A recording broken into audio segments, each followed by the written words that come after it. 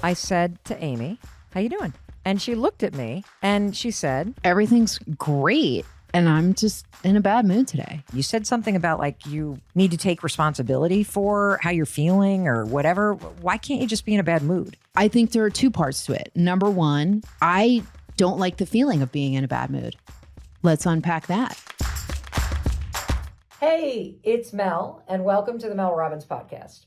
I'm excited to see what happens here because I was just sitting here talking to my friend Amy. Hey, everyone. And Amy's always in a good mood, and she looked a little off today. And so I said, are you okay? How you doing? Yeah. And I said, no, I don't feel like myself today. Oh my God, you literally, I mean, can you hear? It sounds like she's going to start crying. And so I said, I think that we should talk about this. Yeah. Yeah, let's talk about it. But maybe we don't do it with the video. Oh, that's totally cool. You're cool with us recording this conversation? Absolutely. Okay, great. Let's just not do video. Okay, go ahead. All right. All righty. I am so excited because I was just sitting here talking with my friend Amy, and we also work together. I said to Amy, how you doing? And she looked at me and she said, Like, everything's great. And I'm just in a bad mood today. I feel like below the line. Not so great.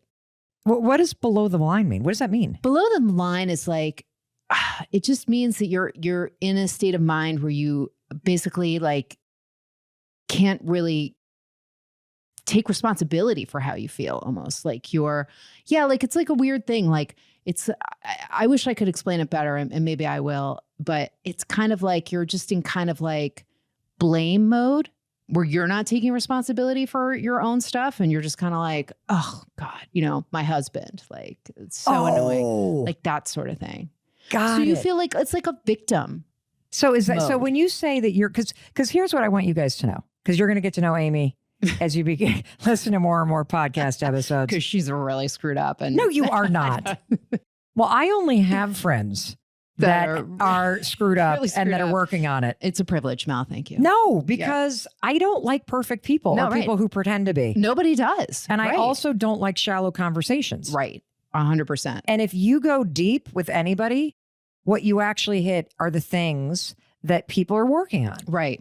And so one of the things that first of all, I got to say is that when you said, I don't feel like myself, I'm in a bad mood today. Yeah.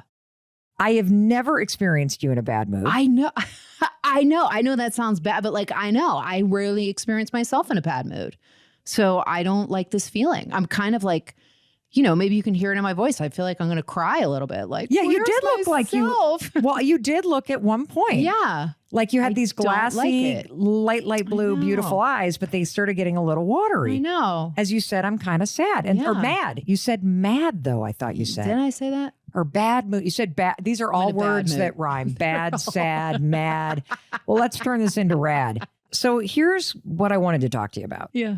I had a therapy call this morning, and this tool that my therapist, Anne Devin, just shared with me, I not only think I know it's going to help you because it really helped me, but before I share that tool with you, I just want to ask you a question. You said something about like you need to take responsibility for how you're feeling or whatever. Why can't you just be in a bad mood?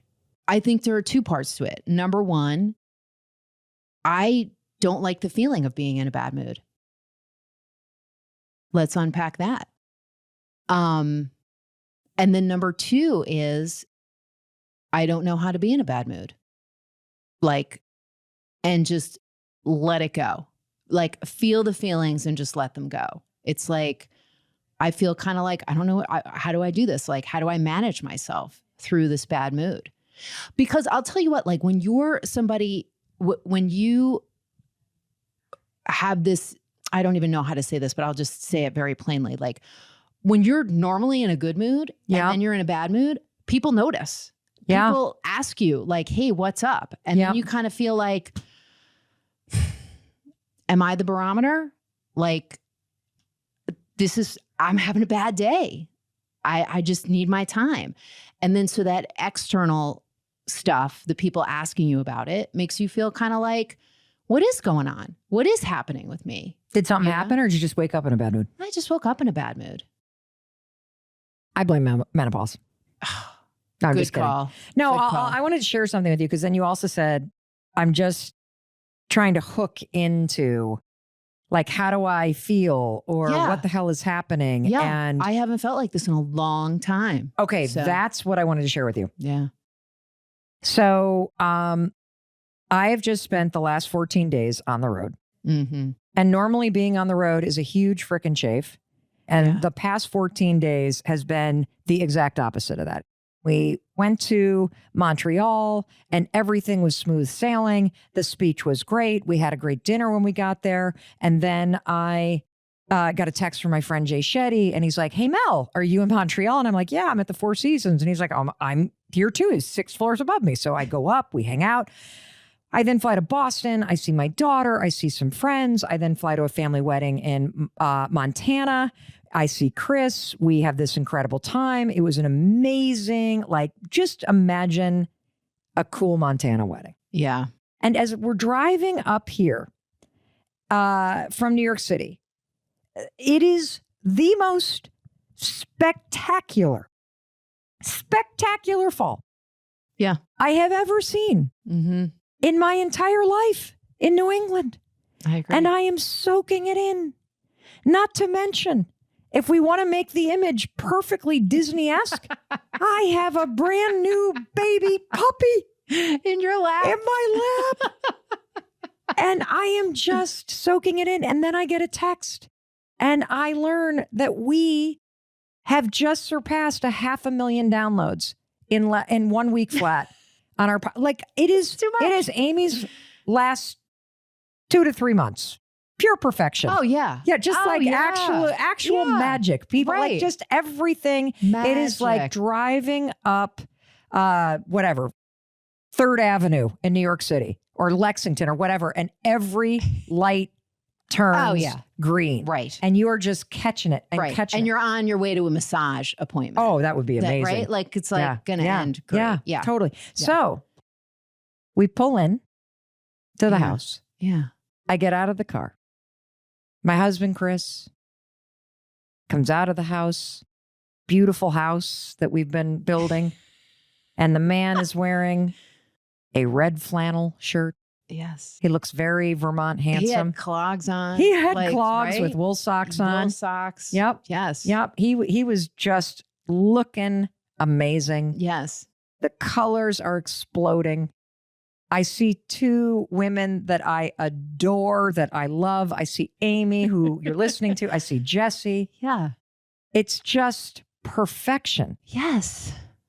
And as I walk into this house and I see you guys, I feel a massive wave of anxiety. Maybe you felt my anxiety. I don't know. It wasn't yours. It was mine. You felt some, okay. It wasn't yours. It was mine. Yeah. And I felt myself literally leaving my body. And oh my gosh. I put my hand on my heart and I used the tools from the episode that we did with Dr. Kennedy Yeah. about healing anxiety. And I started like saying, okay, that's the alarm of little Mel. Yeah. Okay. And what is little Mel trying to tell me right now? Because this is a very familiar feeling, just like I bet kind of feeling either sad Yeah. or low energy or angry or whatever it might be that you're feeling Yeah. is somewhere deep down a Yes. very familiar feeling. Yes. And so I tell myself, okay, Mel, you're okay right now. I love you.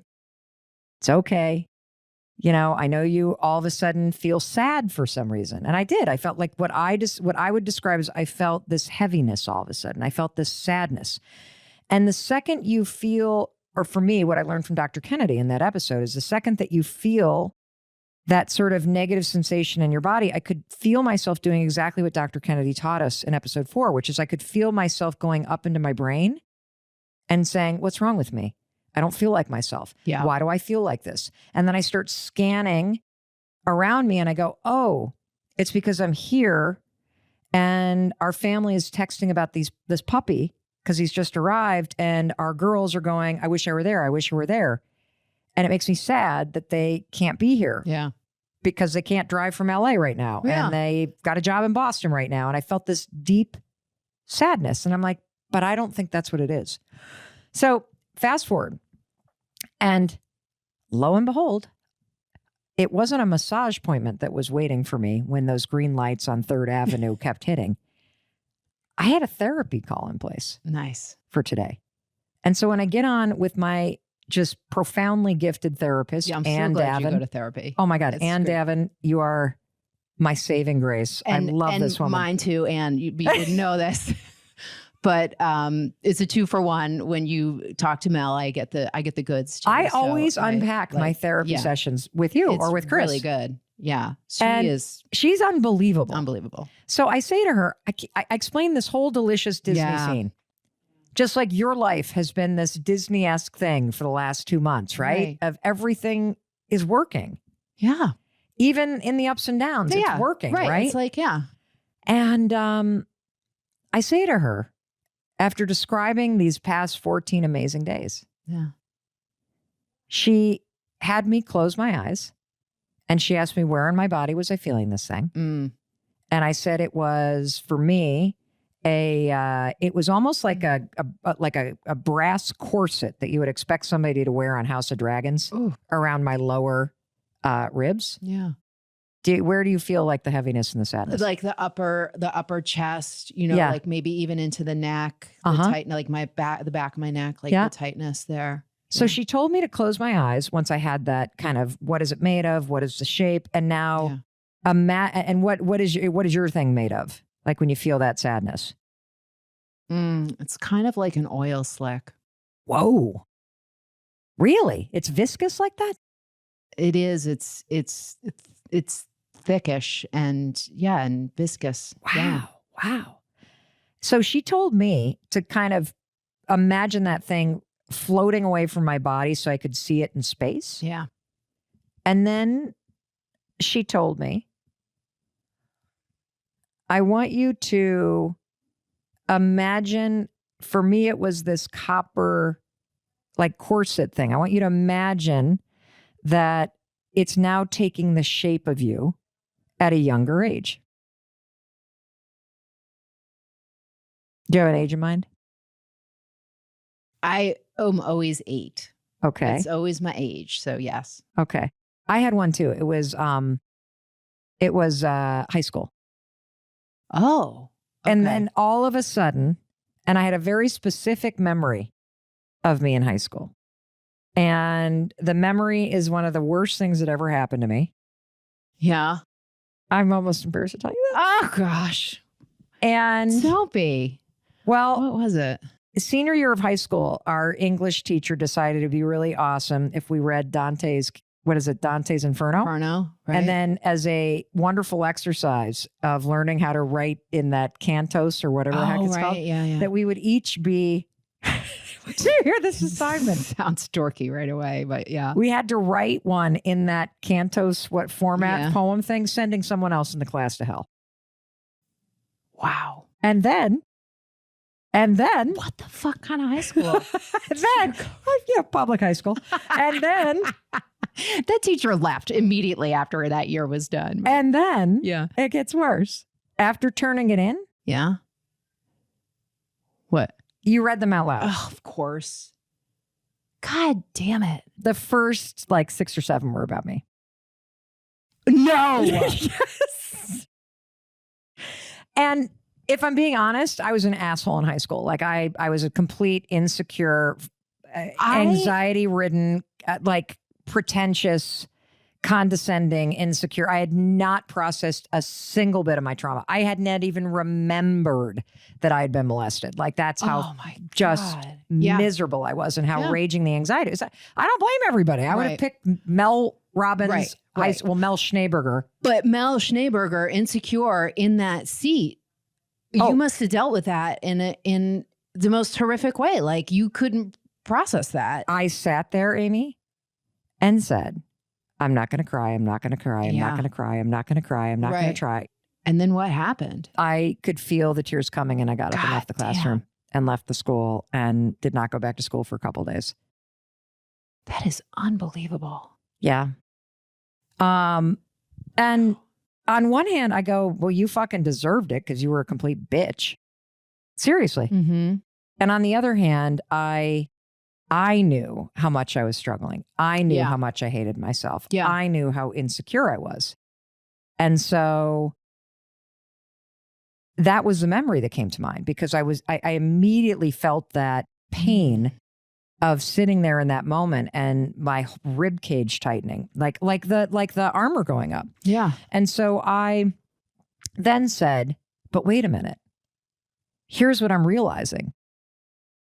When my anxiety started to truly spiral, and I would say things really started spinning out of control for me junior year of high school, every fall, despite the fact that it was my favorite season, was the most acute moment for me in my anxiety. And every fall, junior and senior year of high school, every fall of Dartmouth, the fall I spent overseas, horrible. The 3 falls I spent in law school, horrible. And then I met Chris the first year I lived in New York at the end of the fall season. And I said to her, I said, I think there is a connection with this feeling and the season of fall. And why? Like, what do you think that's all about? Well, she said, well, it makes sense because here you are at a moment in your development where you're basically, I think the word is individuating. Yes. Is that the right word? I mean, I don't know if it's individuating, but yeah, like you're becoming your own self and you're like realizing your shit and like, taking responsibility for it. Yes. Yeah. And you're not diagnosed with anxiety yet. Right. And you are coping with alcohol. Yeah. And by attaching yourself in a very like suffocating, meaning Mel, you're suffocating him relationship. Yeah. And, I even said to her, I didn't really engage in classes either. No. Like I literally was checked out for most of my college years. I relate to that so much. Like, and everybody says like college is this amazing time. Like when you have trauma in your past, like you can barely remember it. Yeah. You're like, I hope I did okay. Yeah. I have report cards that are in my dresser in my parents' house that have never been opened. Like, oh my God. I was just like, I hope I did okay. I couldn't even look at them. Oh so my God. it's like, it's yes, you're in college and you're having a hard time. And so I then kept going, and she said, and there's 2 things going on. You process seasons and seasonal changes, both through the limbic brain, and through like circadian rhythm. Okay. And so you're processing things from a psychological and a emotional and chemical and physiological level. Oh. And as the days get shorter and as night starts to go and as this huge season of change happens. Smell too, like the smell of fall and all the triggers of fall. They're huge. Yep. And she said that, this is triggering all your stored memories of all the very difficult transitions that you went through as a young adult in fall, marked by your self-hatred, marked by your disassociation. Wow. So it gets even cooler and better. So I'm now like, oh my God, I have to move from Vermont. I can't live in the mountains. I can't live surrounded by the fall. This place is all pumpkin lattes and corn stalks and farms and the leaves turning and leaf beavers. Get me the fuck out of here. Yeah. And then she said, and your primary symptom when you felt injured or scared or alone or sad is to disassociate and disconnect. And then she says, and I want you to consider that you have done 2 years of intense therapy. You've done 2 years of 2 years of intentional changes in your business, in where you live, in your marriage, in your own psychology, Yeah. your own nervous system. And she said, you are strengthening this muscle inside of you to be in a state of flow, to be present, to be your full expression, Yeah. to allow happiness and connection in, to let the love in. And you just, in the past 14 days, Mel, you just were the purest expression of your highest self.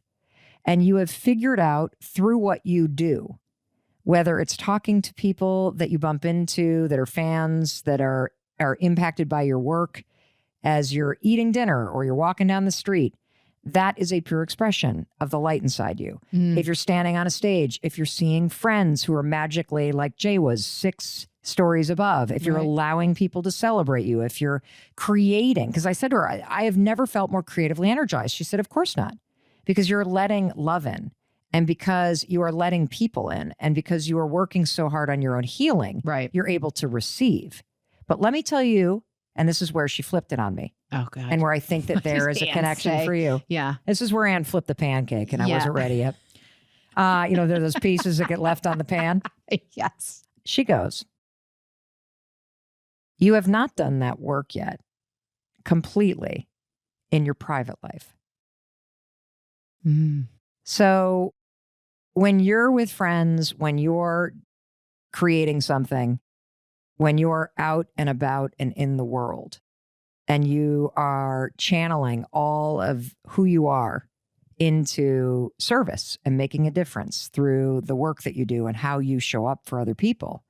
She said, we have been working in therapy on you being able to do that same thing for yourself as an individual when you're in private moments. Yeah. And so she said, it's not surprising that since you were plugged into this part of you that can channel magic and the divine and flow states and quantum, and you are your highest level of service, that when you're driving up to Vermont and you're highly connected to all these beautiful colors and you're in a state of awe and it's just incredible. And then you walk into this beautiful house and all there is to do is for you to just be. That injured part of you, that kid that was sitting in that seat in high school, being sent to hell, that kid that felt lonely or sad or unseen, that part of you looks for a place to plug in. And she said, and what you always did is you disassociated. And that's all that's happened. And she also then said the fact that you recognized it, the fact that you recognized that your mind started racing for answers. So of course you would go, well, my daughters aren't here. That's why I'm sad. That's why I feel. That's not why I feel this. I feel this because my body, and I learned this from Dr. Becky, you are an adult living in the body that you were born in, fashioned by the experiences that your mind doesn't have a story to tell about. And so I still have that body of feeling sad and feeling lonely. And the only thing that my body does in those moments is it disassociates. And so the opportunity for me in those moments is to notice it, to not try to change it. Right. Because I've decided that tonight, I said to Chris, all I want to do is lay on the couch with you and watch a movie. Right. Like I used to do when I was a kid. Just want to watch a movie. Sounds awesome. So Amy, what are you getting from this? Immediately when when you did that exercise with like, where do you feel your shit? I don't know. What's that exercise called? Well, like, you close your eyes. Yeah. And you like, where do you feel the pressure or the tension or the sadness? And tell everybody what you said again. And I'll walk you through it. Like my upper chest and my neck area is where I felt it. And what do you feel it now? It's still there, but it's significantly less. And can you visualize that oily, viscous thing floating out in front of you? Yeah. I actually find it easier to take a step back from it, but yeah. And same thing. When you turn it into yourself at any age, what is it? Oh, I immediately feel so bad for that kid. I just feel so bad for that kid. And what comes up for me is just being left out, you know, not being like the favorite, not ever being able to be the favorite. Did this happen because you listened to the episode on narcissism by any chance? I happen to do that. Yes. And were you like the scapegoat of your family? I definitely was not the golden child. My brother was the golden child. And then, of course, my brother died. My brother had cancer for 2 years. He died at the age of 12 and I was 10. And like when the golden child is 6 feet under, they are even more golden than, you know, like you can't compete with somebody who isn't even here. Like he was just so fantastic. And I mean that funny and not funny. Like he really was fantastic. And also he was too fantastic for me. So yeah, I listened to the narcissist episode and I got so much from it, even though I have studied that for a really long time. You know, it comes up in layers, right? Like you're ready to hear one part and then you hear it a few months or a few years later and you're like, oh my God, I'm hearing this part, and you can get stronger and stronger in it. And that means you have to understand more and more of it too. So, yeah, that was really helpful. And also I'm doing work on that part. What triggered you today? What do you think is it like? Because for me, it made a lot of sense for me when she said, you know, you have been really dialed in a very healed way and feeling very empowered. And at some point you're going to feel injured again. Yeah. And it was the fall. And it was she used this analogy. She said, it's like you've been riding a roller coaster that was awesome. And then you get off that roller coaster and you feel shaky. Yeah, that's really good. You should just like record your therapy sessions. Then we don't have to talk about them have afterwards. asked Anne. She said she is thinking about it. Okay, good. I have asked her if she would be willing to come on once a month. Yeah. Yeah. And I would do therapy with her. It's just so smart. Or anybody. Yeah. Like that idea of the roller coaster. And you know what other thought I had too, which was like, I hope I don't have this thought, but I think I have this thought, which is the other shoe always has to drop. You know, like it's so great. What are you going to make that's, you know, going to be shitty now? Because it just has to be shitty. You know, I don't think I'm that person, but I was like, oh shit, am I that person that's like now making things bad because I can't cope with things that are really fucking awesome? I won't be able to deal with it. So I have to kind of like make things bad. And when there's nothing bad, this is what I'm learning about myself, is that this is such a coping mechanism. Yeah. To lower your expectations or to disassociate or to feel lonely or alone. The story that you told yourself as a kid, even though yours was true, by the way. Yeah. That did happen. It's true. And I don't need to believe it for myself now as an adult. I can let that go.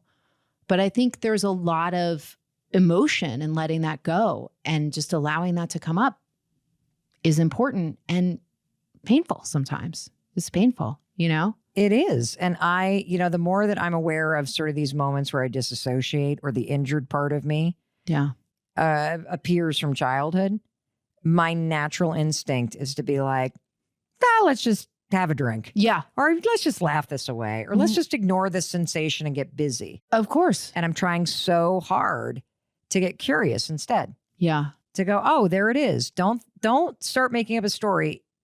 Say it out loud to yourself. Oh, I'm actually feeling really sad. Out loud, you have to say it. That is I am. I'm like, because otherwise I think about it. Right.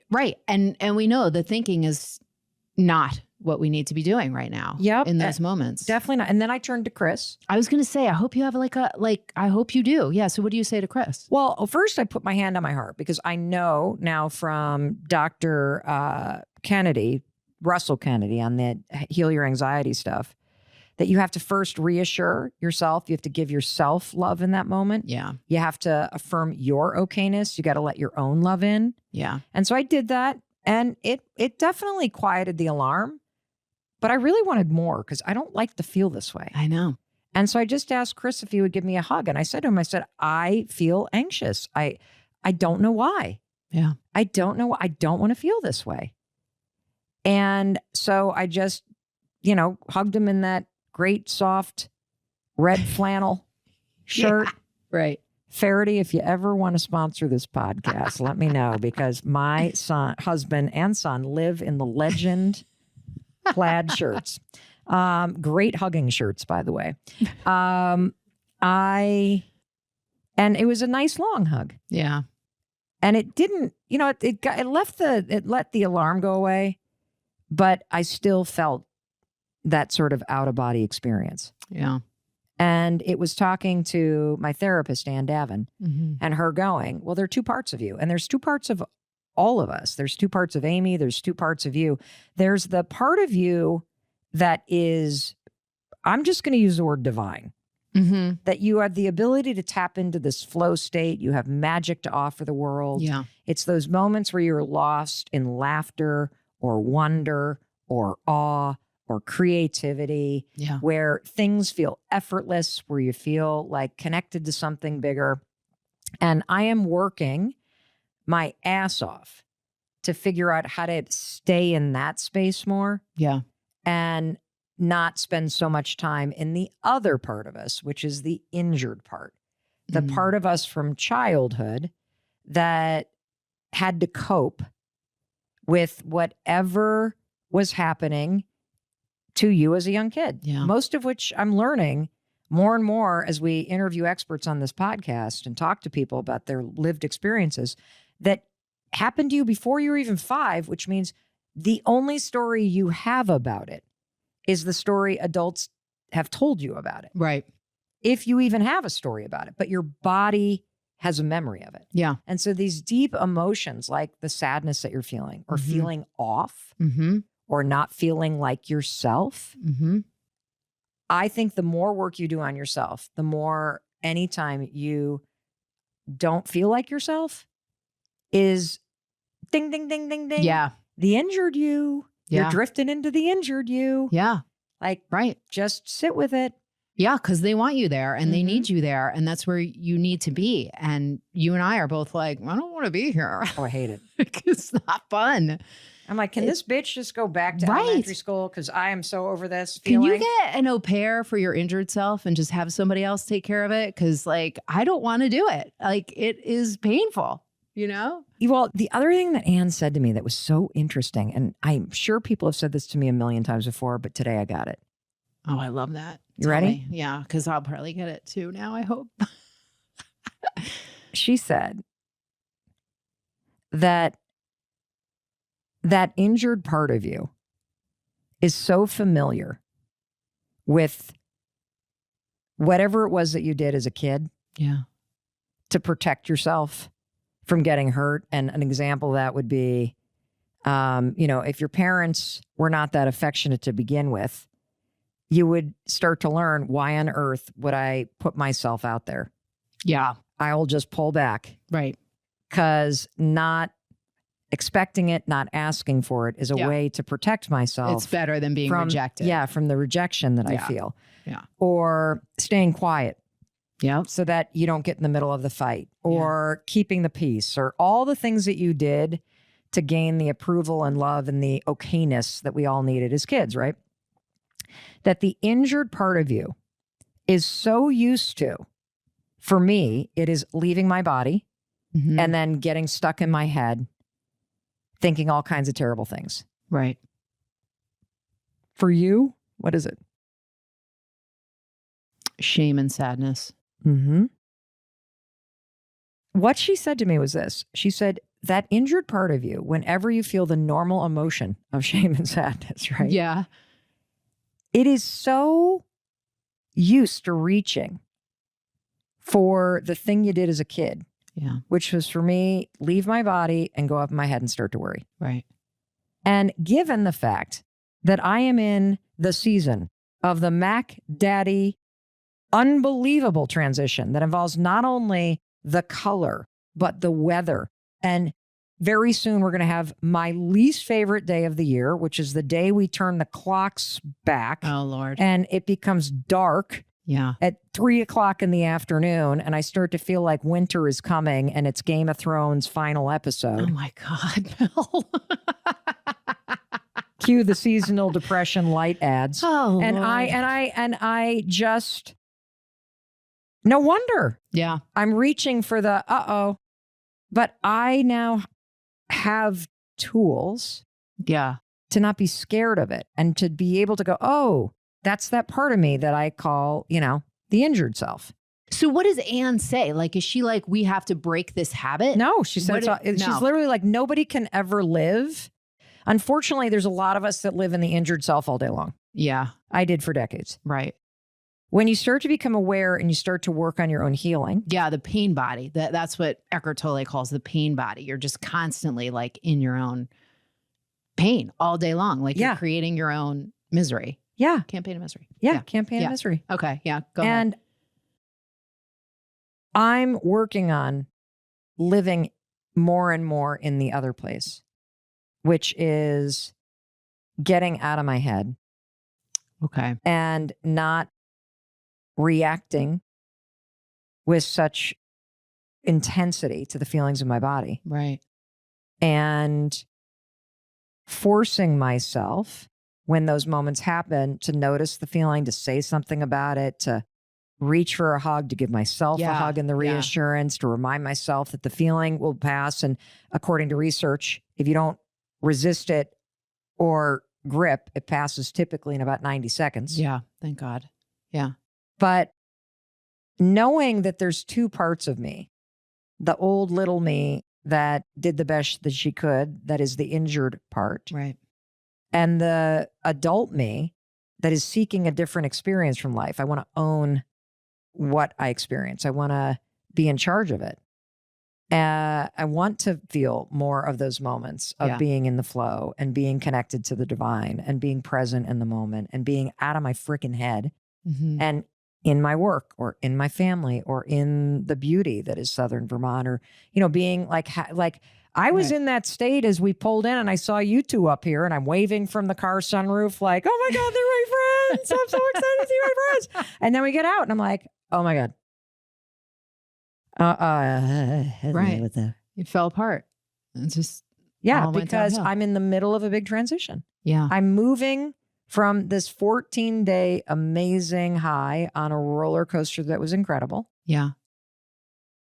To refinding my balance as I step into, again, a new home and a totally different energy. Yeah. Or maybe just a different 14 days. That's going to be great too. But it's like, you got to get off that roller coaster. Yeah. You can't stay on it the whole time. And so you want to know, here's what I'm going to leave you with. Okay.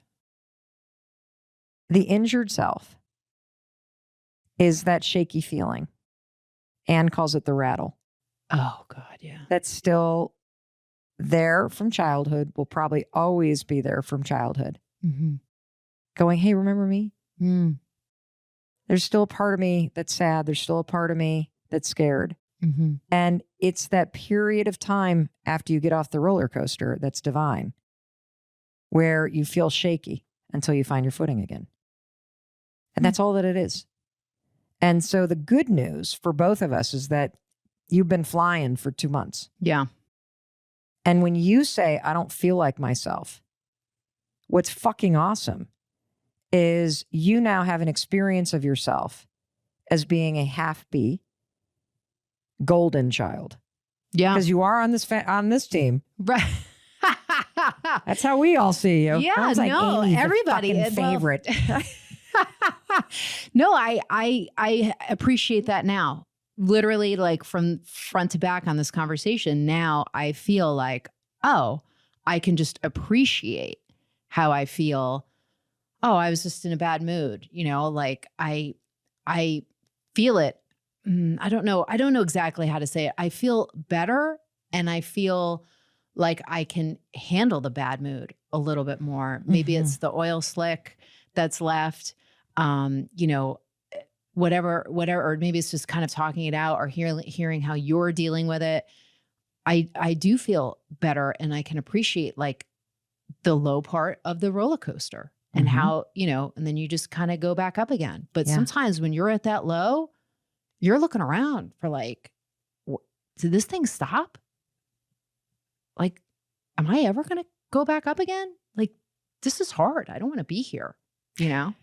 The visual that helps me is this, that I don't visualize like the low of the roller coaster. Okay. If that helps you, do it. Yeah. I visualize getting out of it. Okay. And I'm on that platform. Yeah. And I'm like, ooh, oh, whoa. And I'm like, right. shaky. Yeah. Because I'm going from this really high, amazing state into kind of my day-to-day life. And that's always where the injured person shows up. Yeah. Wow. So what did you get when you felt that brass corset and you did that exercise with Anne and you let it go? What happened? Great question. Anne did a second exercise with me. I'll walk you through it next. Okay, so the second exercise that Anne did with me was this. She said, okay, in the past 14 days, I want you to come up with a very specific memory that really is magical. You were present in the moment.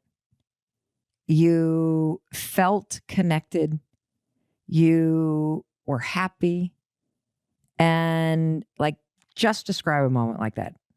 And so I described this moment where on Friday night of Parents Weekend, Kendall's music friends, they're all in the pop music program. They just threw like this impromptu thing where kids were doing an open mic night on someone's porch. Yeah. And so here we are in a random neighborhood in downtown LA. So freaking awesome. And there was this awesome kid like just banging it out on the kind of keyboard, and he was singing these great songs. And there were, I don't know, like 17 kids sitting there and a couple parents standing around.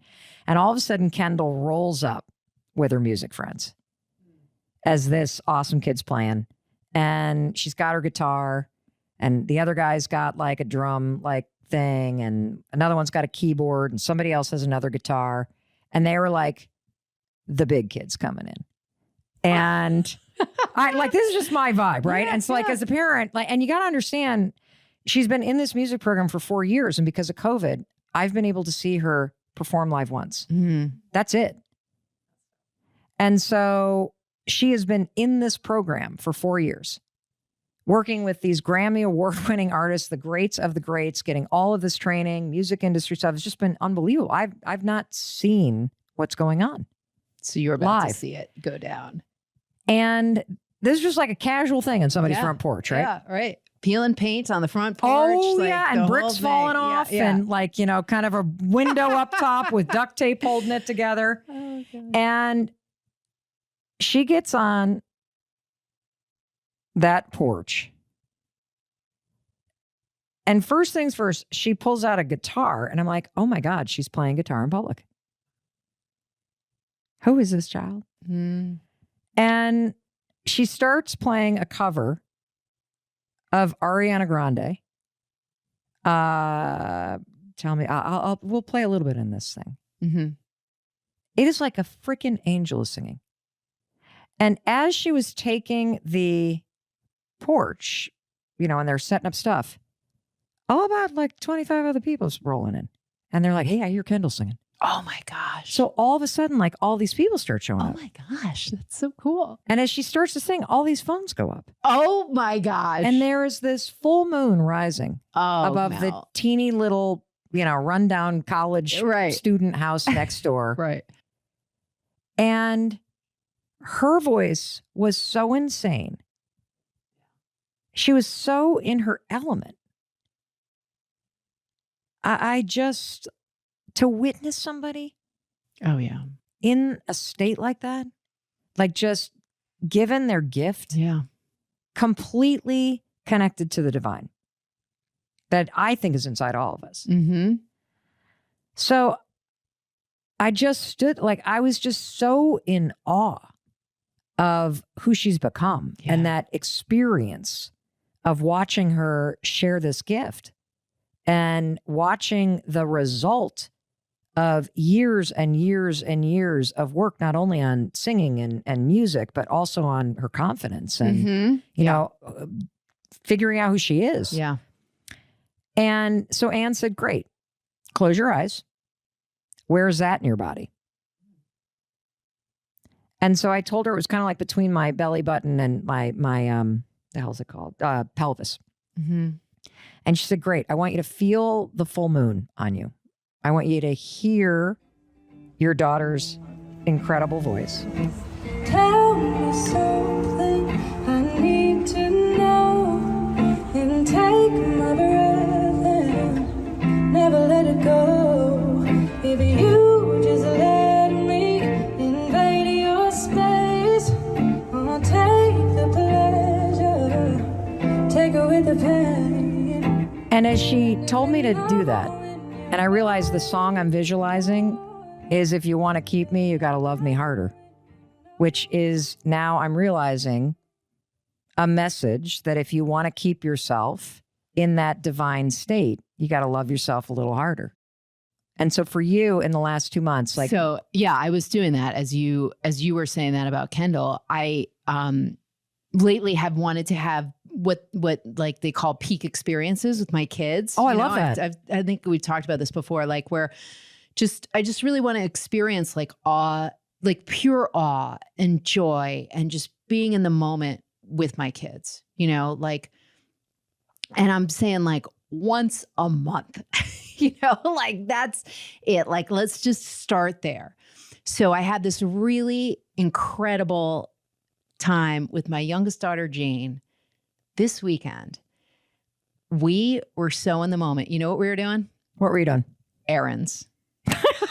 We were running errands. I love that. And what did we have to do? I told her all the things we had to do, and she wrote them all down. And I was like, you're in charge. You're in charge of the time. We have to get home at noon. We're leaving at 10. You're in charge.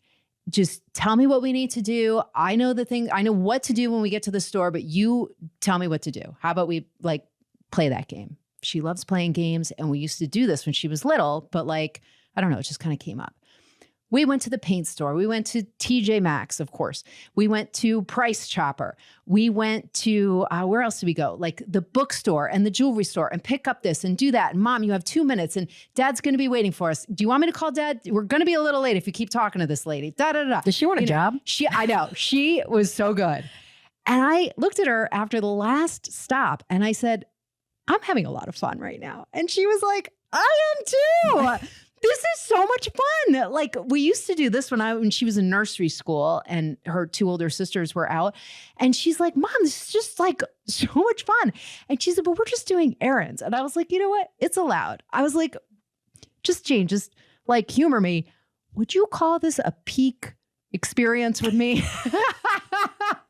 And she was like, you know what, Mom? I would. Like, this is really, really great. So it was really great. It was really great that I didn't have to plan it. It just was spontaneous. We found each other, you know, like my divine, as you say, right, found hers. And we just together made this really awesome thing. So when you're going through that thing with Kendall and your memory of her and putting yourself back in that moment, I went to that moment with that's beautiful. With my Jane. Yeah. That's beautiful. Because what I also realize in those moments is that we are allowing ourselves to receive.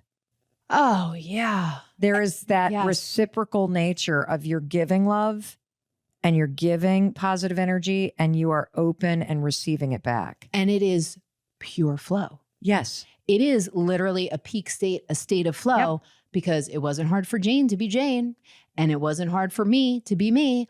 And it is definitely not hard for Kendall to be Kendall and you to be you. And like, and we're all just like feeding each other and feeling fucking awesome. Yes. And getting errands done at the same time for me. Yes. In my case. So it is this like incredible thing. And so what Anne told me to do is to now close your eyes and locate where is that experience in your body. Now really allow yourself to feel it. Like you leaning over and looking at her and going, now was that a peak experience for you? Yeah. Now go back up to your neck where that viscous crap was and kind of 0 to 10. Has it gone down? Yeah. Great. Now go back to wherever, and where in your body is that? Right in my solar plexus, like right above my belly button, like in between my belly button and my ribs. Amazing. And allow yourself, now is this a peak experience, Mom? Yeah, right. Great. Yeah. Now, what Anne told me is happening, wait to hear this, is that you can just do this little exercise of find like moments where you're freely receiving and giving love, where you're in deep connection, either with nature, a new puppy, something you're working on, Yeah. where you're just in that flow state and the resistance isn't there, or some moment for yourself. Maybe you're in Shavasana after a class. Maybe you have just had an incredible moment, with your lover, like something where you have allowed this sort of divine peak connection to self or something bigger or another human being to love to come in. Yeah. Find it in your body and allow yourself to feel it and fire it up. Because what she said to me is that the injured self and all those stored experiences that feel like armor for me or viscous oil for you, those are encoded in your amygdala. Oh. Okay. Yeah. And a different part of the brain needs its circuitry fired up that stores these experiences of being in deep connection and in a state of flow. And so when you go back and forth between the two and you access that memory for the rest of my life, I can access that memory of Kendall. Yeah. You can access that moment of Jane. Yeah. You can then close your eyes, feel it in your body, and fire up a different part of your brain. Right. Which allows you to start to create the circuitry and the muscle mentally tied to the positive emotion. So there's a couple things that I just want to make sure that everybody's tracking with us, because this started as what we're probably going to start to call an on-the-fly episode. Yeah. Right. And I knew that this was going to be an incredible conversation. Because Amy is often not in a down mood. Not at all. Yeah. And I have just come from a therapy call where I had this life-changing revelation. And I've probably heard these things over and over. Anne's probably said them to me on every therapy call for 2 years. But for some reason today, it really clicked. This idea that there's the divine you and the injured self from childhood. And that the more that you, and most of us live in that injured self. And that's why we say we're stuck and we're on autopilot and we're, sad and full of excuses and repeating the same Groundhog pattern. Day. Yeah. Yeah. And that there's something else available that you can change. You can rewire your brain. And when you start to notice yourself checking out or feeling sad, quote, not feeling like yourself. Yeah. That can be a good sign. Yeah. Because it means you've actually experienced something else than the sadness or the anxiety or those other things. And I feel that now. And I feel the appreciation for that sadness coming up because it's in me. It's a part of me. And it's like, that's okay to come up. And I feel an appreciation for how I normally am. I've grown to really love that person and like, really, want to be there more often than not. But it doesn't mean that I can't, be sad every once in a while. Like, of course. That's cool too. Yeah. Yeah. I got a lot out of this conversation. Oh, I did too. I feel a lot better now. Do you? I do. I do feel a lot better. I have a headache, which means that's a good sign for me. Usually. I kind of do too. Like I've noticed, I feel almost like I feel after taking a standardized test. Where you have that like brain. Yeah. I kind of feel like I need a Diet Coke. Right. I'm with you. I'll have an athletic brew and we'll call it a sponsored episode. Okay. Okay. If that's not divine. Oh, Lord. Oh my God. Kendall. I'm sitting here with Amy, and I was just telling this story about you being on the porch singing that song and how it felt like I was experiencing the divine. Oh, It sounds awesome, Kendall. It just Thank sounds like such a you. wonderful time. And your mom played us the video and oh, we got the chills. oh, thank you so much for saying something. Oh my gosh. Thank you. Mom, I'm calling you because I'm at the boot store. Oh, okay. I sent you a photo of a pair of boots that I really like. I wanted you to look at them. Okay. Give me 5 minutes and I'll call you back. Okay, great. I sent you like a photo of them and the price too, but I just wanted to like see what you thought first. Okay. You can have the boots. You gave me a religious experience on the porch the other day. You didn't tell me it was religious the day after. Are you now just realizing it was? Yeah. Yeah, basically, you have become that image of you. You know how in therapy, whenever my therapist is like, okay, what's an image of protection for you? What do I say? Buckbeak. She said, Say it again. Tell everybody what it is. Buckbeak. It's the magical creature from Harry Potter that Hagrid tames and then they pretend to kill, but they don't actually kill. And now whenever she tells me to channel the divine and like a flow state, Kendall, and the infinite. So I'm now the new Buckbeak.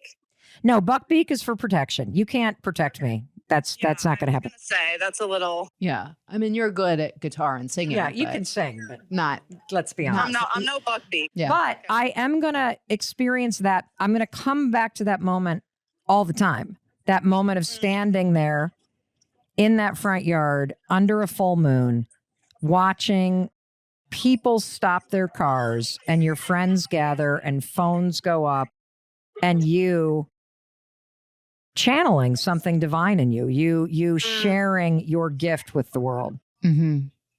Oh, I appreciate that. All right, I'm going to hang up because I want to finish this podcast that we're taping. I love you guys. Thanks for I love calling you. and saying All right. that. I love you. Okay. I love you too. Goodbye. Okay, and now we go from the divine to Yes. cowboy boots. Can you Right. buy me cowboy boots? Right. Right back into real life. See, that's getting Yeah. off the roller coaster. Yeah. Right. Feeling a little shaky. I got a headache. I need a Diet Coke and a cotton candy. Oh, And, they're you really know. cute. The boots. Yeah. They look like they have like a phoenix Oh, on come them. on. Look at this. I have a close up of the design of the fucking boots. It is Buckbeak. Oh my God. What in the hell is happening? I'm going That to is tell you so what's happening, crazy. everybody. Yeah. What's happening, like if you look at him flying from above, that is the shape of him flying. It looks like a dragon. Honest to God, this Wow. is Oh freaking my crazy. The timing of that. So here's why Yeah. this is important, everybody. You deserve to access that space of the divine. You deserve to tap into a flow state. You deserve to shift the energy toward getting in the flow. Yeah. And it starts with noticing where you're gripping and holding on. Yeah. Try the exercises that we just walked you through in real time. And because what happens is when you start paying attention to this state of being in flow, in connection, in love, is that it sends ripple effects that I believe call in crazy Yeah. coincidences, like Kendall, of course, calling Yeah. randomly right after we played her song. Right. Me referencing Buckbeak as a freaking joke, Right. As a joke. and her then looking at the boots she's calling me to buy, and there's a freaking silhouette of what looks like a dragon, which basically is what Buckbeak looks like. Yeah. A flying hawk dragon thing Yeah. in the sky. It is, you know what I call these, everybody? Signs. Amen. These, and paying attention to the signs and coincidences and magical things that happen in life and calling them out, that is how you also strengthen the circuitry in your brain that is wired for flow and connection and all this incredible magic in your life. Right. Period. Right. Like for those of you that have read The High Five Habit, you know that the exercise about looking for hearts that occur naturally in the world, like a heart-shaped cloud, or our new puppy has a heart-shaped Yes. freckle on his nose, Yeah. or heart-shaped stone, or heart-shaped like stain on the ground, or a Right. heart shape in your coffee. Right. When Or you heart-shaped pea stain from the little puppy. Yes, exactly. Yeah. If you just play a game with yourself, this is one way you can start to tap into this state, start to train your brain for something other than freaking complaining. Right. And Other feeling than miserable. Like, right. Look for a heart shape today. And when you see it, I want you to do something that's going to sound cheeseball, but this is brain stuff. You ready? I want you to look at it and be like, by God, Mel Robbins put that there for me to find. I want you to allow yourself to let a little magic in. If you can pick it up and put it in your pocket. Mm-hmm. Take it home. Put it on your shelf in front of you. Right. Take a picture. Start calling out the signs of things going right. Start noticing when you're gripping, when you're holding on, when you don't feel like yourself. Both Amy and I did not feel like ourselves today. Yeah. And just very casually, we just sat here talking about something else. And I'm like, how are you doing? And she said, honestly, not so great. And where it led us is somewhere amazing. Yeah. It's true. God, I love you. I love you too, Mel. I'm glad you're home. It feels more like home when you're here. Thank you. That's great. Thank you. Okay, everybody. So you want to see those boots? Go look in the show notes. Check them out. I'll put some photos of some hearts there too that people find. Mm-hmm. And Amy and I just want to say, look, we love you. We believe in you. You deserve to feel in the flow. Yeah. Peak state. Anybody that wants to come do errands with me on a Saturday, I will show you how to be in a peak state, because that's when I'm in my zone. I love it when people are in their zone. Like, we're all better off when you're in the flow and you're doing your thing. So I'm glad that we're doing this and helping people get there and feel it. Yeah. We're going to send you out with the best reminder, which is you got to love yourself a little harder. Yeah. Kendall Robbins covering Ariana Grande. 'Cause if you wanna keep me, you've gotta to love me harder. And if you really need me, you've gotta to love me harder.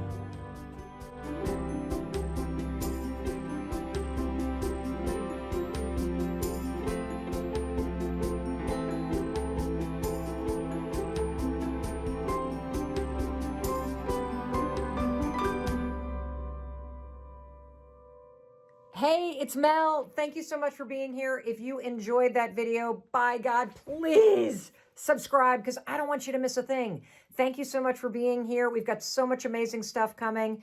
Thank you so much for sending this stuff to your friends and your family. I love you. We create these videos for you, so make sure you subscribe. Mwah.